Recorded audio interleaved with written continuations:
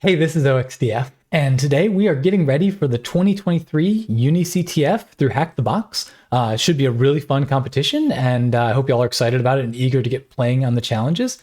In this talk slash demo, we're going to go through my favorite topic, forensics challenges from the last year.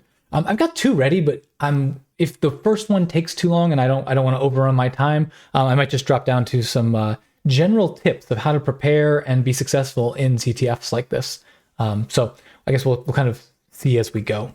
With that, let's start with our first challenge we're going to look at today. Forensics challenge from last year called fake news. All right. I've got here, I'm actually in the normal Hack the Box website as opposed to the CTF platform. And that's because, and it's worth knowing this, the challenges from CTFs like UDCTF and Cyber Apocalypse and even some of the business CTF, they get uploaded to the standard Hack the Box platform and you can try them.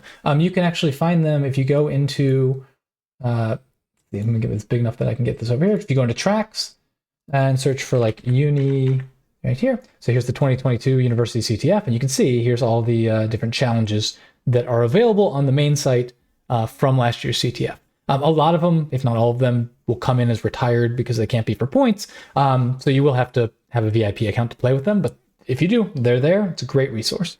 So with that said, let's go see. We were going to look at fake news. And shrink this down just so the thing comes here. So we're going to start by reading the prompt and the description. Let's see. So the Magic Informer is our school's newspaper. Our system administrator and teacher, Nick, maintain it. But according to him, his credentials were leaked while sharing his screen to present a course. It is believed that the dark pointy hat got access to the Magic Informer, which they used to host their phishing campaign for freshman people. Given the root folder of the Magic Informer, can you investigate what happened?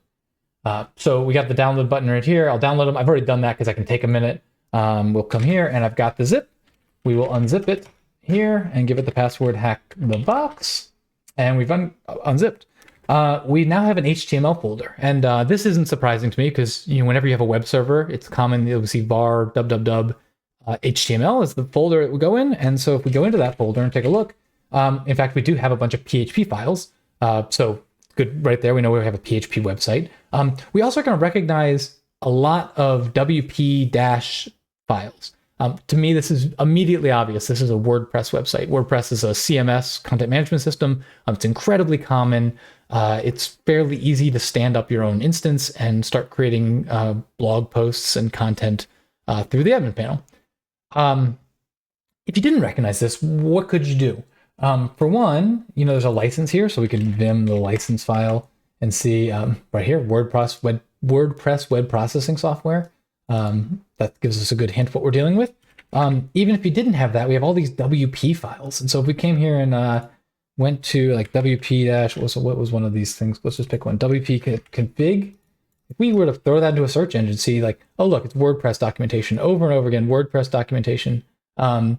WP beginner, so we can figure out pretty quickly this is a WordPress site. And a lot of hacking is taking something you're not quite sure what it is and figuring out what it is. And then you can get the resources you need to actually hack it or do forensics, etc. So we've got a WordPress website. Awesome. One of the first places I always, when I'm an attacker, when I'm hacking something, when I hack WordPress, I want to look at the plugins. The plugins can be vulnerable to something, so they can.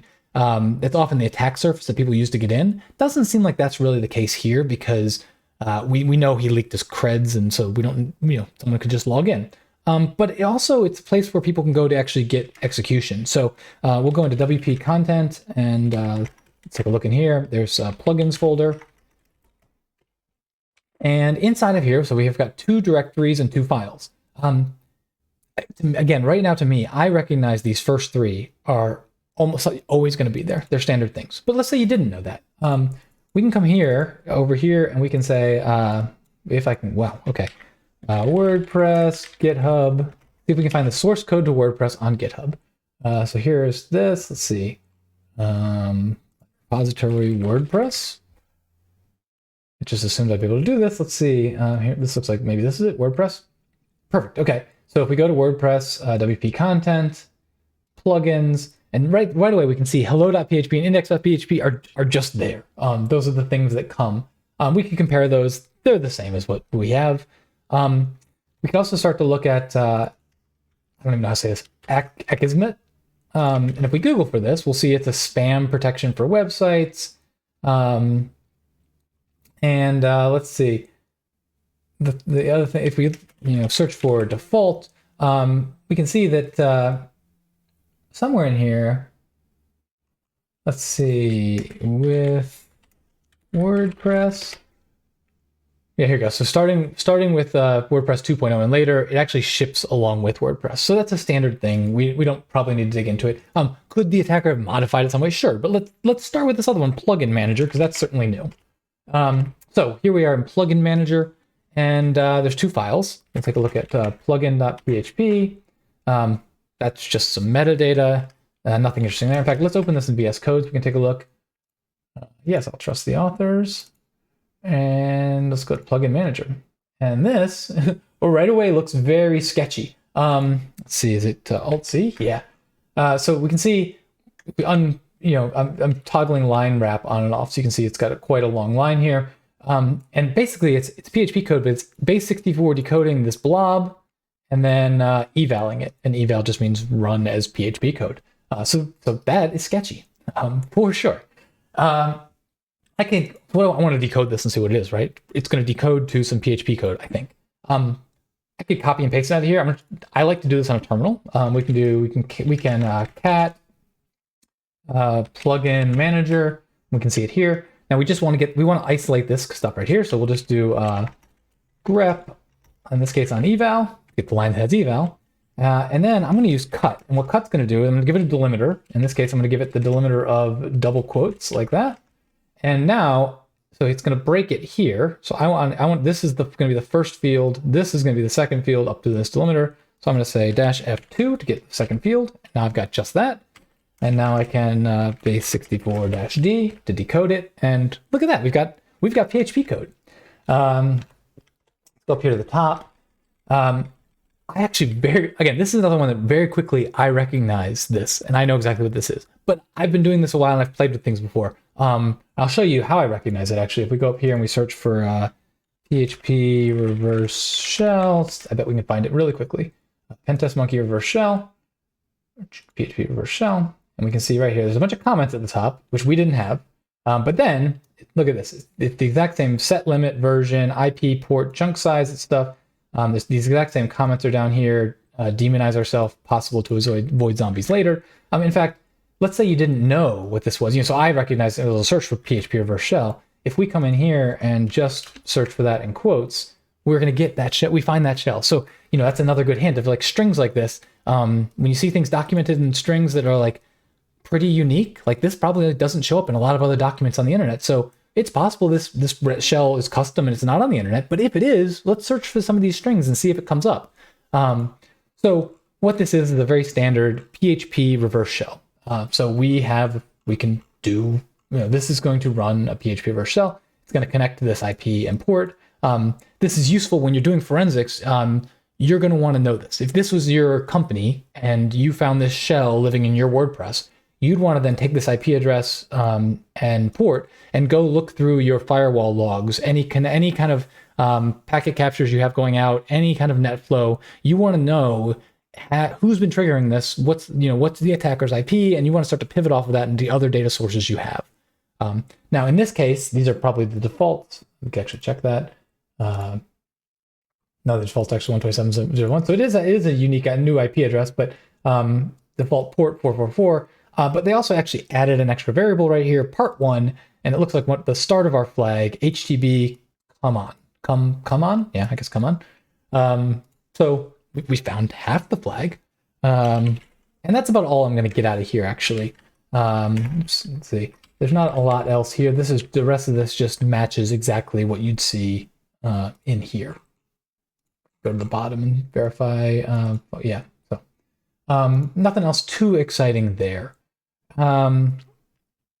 Let's go back up to where I'm in all sorts of tmux trouble here. Okay, so we will go up. Oops, here we are. Okay, so what do we have else? There's something else interesting here to me. We already found, that we can go here and see the default folders in WordPress, right? And there's 3 folders actually: WP admin, WP content, WP includes. I've got 4 folders here, and this one might be kind of hard to see because it's like highlighted in green with blue writing on it, right?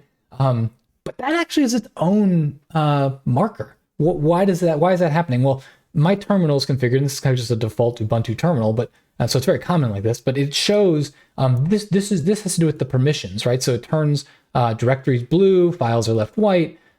If I were to set something like set UID, it would turn bright red. In fact, I can show you that. If we touch test, and then if we do change mod 4777 test, you can see how it turns like it's red with a white background. So we don't need that. That's just a demo. So this just has to do with the permissions. And if we do an ls-l, we can see our permissions on these other 3 directories. Oops. Whoa. Let's try that again. We'll go full screen for the sake. Our permissions on the other 3 directories here all are read, write, execute for the owner, but then the group and everybody are just read, execute. But this one is read, write, execute for everybody. Now, is that important?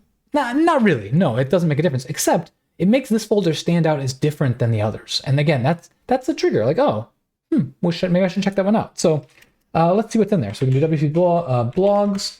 And I'm just tabbing through, and it's autofilling, which tells me that 2022 is the only directory in WP blogs, and 11 is the only directory in 2022.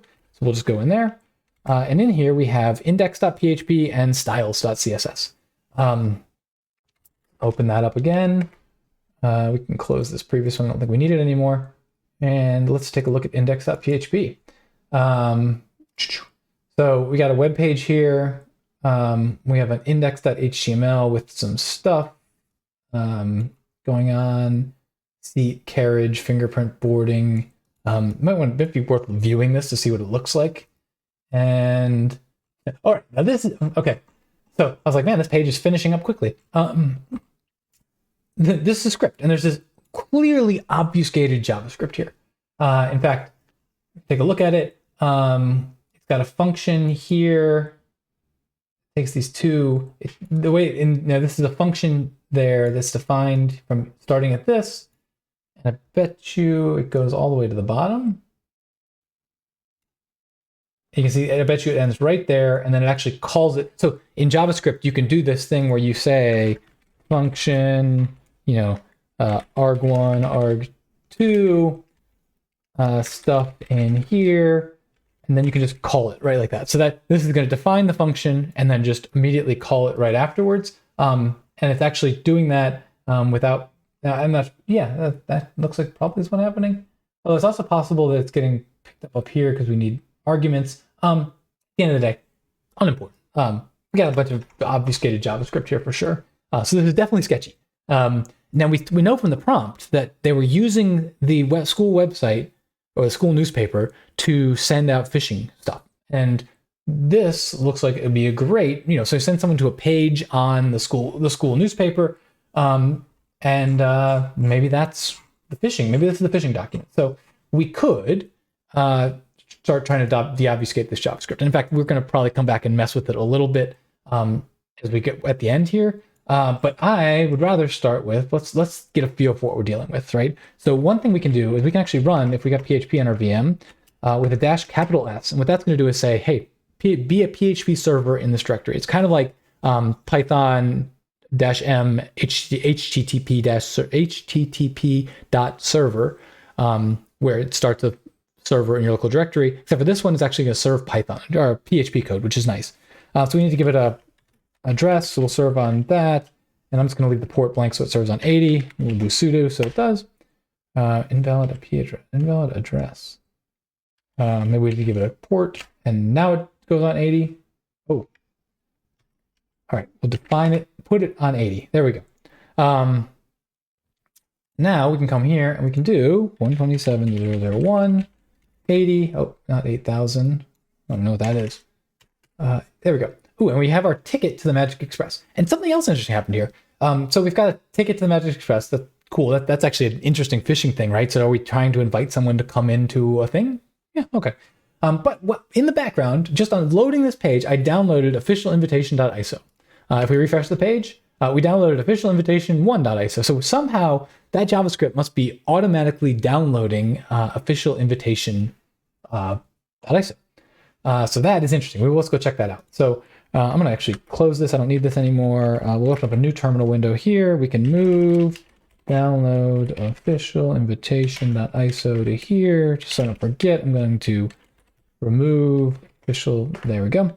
And if we run file on official invitation, it is unsurprisingly an ISO file. An ISO is like it's technically it's a disk image. Originally was made to fill up a CD-ROM. So that's what it is. We can mount it. So we'll use the mount command. We're going to need to run as root for that. So we'll give it a sudo, and not a sudo, but a sudo. Sudo mount official invitation.iso, and we'll just put it on /mount. That can take any directory. In fact, if we prefer, we could get out of here. We'll see make dir official invitation, and now we can do sudo mount official invitation.iso official invitation. And so it did mount this thing as read only, but that's fine. I don't need to mess with it. So now we can go into official invitation and look around, and we have an executable. This is not a great phishing document, to be honest with you, because I'm not sure. Maybe if I was on a Windows machine, there'd be some sort of thing that tried to download it and then run it. But if you're waiting on somebody to go into their downloads and double click on official invitation.iso, I'm not exactly sure what the benefit of that is. On the other hand, there is benefits to using ISOs, and one of them is that Windows has this thing called the mark of the web. And when you download something from the internet, it puts the mark of the web on the file, and that tells Windows that, like, hey, I don't trust this file as much. It came from outside, from potentially suspect places, so just be careful with it and treat it with care. If you download a ISO and then you open up that ISO and pull out official invitation.exe, official invitation.exe does not get the mark of the web. I don't know if Windows has looked into changing that. Maybe it has recently. I'm not sure. But for a long time, this was a way that attackers were bypassing mark of the web. And that's why you'll see an ISO file like this. Official invitation.exe. Let's see, we can run a file. We can run a file on it. And it is a PE 64-bit, PE 32 plus. So that means a 64-bit executable. Same thing here. 8664 is 64-bit. It's a script, meaning that we're not going to find a lot of the variable names and function names and things. It is Windows. It does not say that it's a .NET executable, so I'm not going to be able to use something like .peak or I forgot the one. Now I'm blanking on the old one I used to always love for years. ILSpy or .NET Spy or DN Spy. But I could open this up in Ghidra or something like that. Given that this is an easy rated challenge, before I dive in and start doing that, I want to step back and think about what I might also look for. One thing that's very common I would want to look for is strings. So we can start with strings on official invitation.exe, and I'm expecting a fair amount, so I'm going to pipe it into less. And I think we actually found, we just found the flag. You can see parts of it looking here. Here's a PARD. I'm not sure why it's part 2, but part 4. Here's part 2. It was too good to be true. That looks pretty reliable right there. In fact, we can do something a little simpler here. Let's do a grep on part 2 into less. And we get a pretty good feel here. It shows up a lot. Part 2, it was too good to be true. So that is, in fact, the end of the flag, and we could be done right now. We've got the flag. We're done. If you ever watched any of my content before or read my blogs before, you'll know one of the things I love to do is called Beyond Root. How do I got the flag. What else do I want to do? And not to go on a little rant here, but the value of these CTF challenges is not only do you get to push yourself, but this is a chance for you to experience technology set up in a way that maybe you could set this up in your own lab, but it's been done for you. So use this to learn and understand what's going on. Use this to learn how things work. So just because we got the flag, now in the middle of the competition, I got the flag, maybe I need to put it down and move on. But make yourself a note, come back to this. What are the things we could learn from this? And I've got two things that come to my mind. One, might be interesting to look at this EXE. Now, I actually know this EXE is a Posh C2 beacon. It's a C2 framework, Posh C2. I'm going to leave that as an assignment for the viewer. If you're feeling inspired, go open this in Ghidra, go open this in IDA. understand what it's doing. We know it's C2, so it's probably going to be doing some sort of connections back on a periodic basis to a C2 server, and it's probably going to be getting commands and executing them. Does it have? You could look at the Posh C2 website or documentation to see like what are the commands it sends. Can you find where it takes those commands and executes them, etc. So challenge number one. Challenge number two, I'm curious about that JavaScript. We kind of blew past it and we managed to not really need it, but in fact, we'll do that. We'll do a little bit of that right now. Let's see. Come back here and we'll start to look at this. We'll grab this from here to here. Copy, new evil.js. Paste this in. Did I paste? Ooh, did I not like that? Okay, yeah, here we go. And now what we need to do is we really want to find every semicolon. So first on word wrap. It's all one line. Ooh, do we not like? Let's see, Control F. Let's find semicolon and replace with, I always forget exactly how to do this. Replace. I think I need to, come here, let's copy that. Place with semicolon, paste. Beautiful, that works. And there's 37 of these, so we will, back here, replace, let's replace all. Beautiful, I think we got something here. So we got our function here. And a lot of this, again, it just kind of comes down to like, let's just start doing things that make sense. So this looks like a well forever. I like to do that, try var. Let's do line wrap here. I do Alt Z here to make it line wrap. This is complicated, but I'm not exactly sure what it's doing. We'll come back to that for sure. If that equals that, break. Okay. Else do that stuff. Catch. Try this. And I'm not sure how far I'm going to go in this, honestly, because I mean, at the end of the day, I'm not sure how much fun it is watching me format things, but this is actually how I approach when I get to that deobfuscating stuff. We could throw this in a beautifier, and maybe that's better. Oh, actually, the function was not that long. It was just this stuff right here. We could throw this in a beautifier, and maybe we should do that. But I actually like to do it manually, and the reason I like to do it manually is when I'm going through it manually, I actually start to get a feel for, not only am I putting spacing in, but as I'm putting the spacing in, I'm starting to understand what's going on. So like now I have a very clear vision that, okay, this is the function that gets called. And look, there's another function that starts right here. So we have a second function here, and we can start to evaluate, like, what does this function actually do? It takes in these two things, and it is doing some sort of parse int on these things, some sort of math here, and we can figure that out. I'm not going to make you guys sit here and watch me put spacing in and go through this, but work through this. If you spend a half hour, 45 minutes, an hour, if you start to learn how things work, it's good for you, right? You'll be better at this the more you do it. You can also take things like this. I don't know if this is going to work. Let's try it. Control, I don't know, inspect, and we'll go to the console, and we will paste it in.